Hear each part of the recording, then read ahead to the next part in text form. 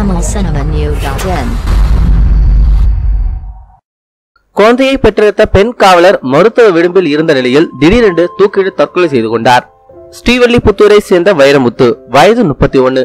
இவரது மனைவி அமுதவள்ளி, வயது 29. காவலராக பணியாற்றி வருகிறார்.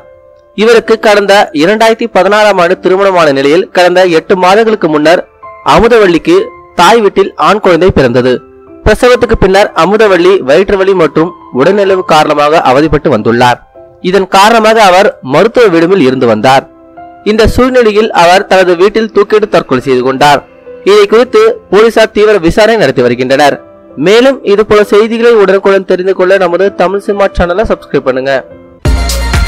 மேலும் இதுபோல செய்திகளை தெரிஞ்சுக்க நம்ம தமிழ் சினிமா சேனலை சப்ஸ்கிரைப் பண்ணுங்க.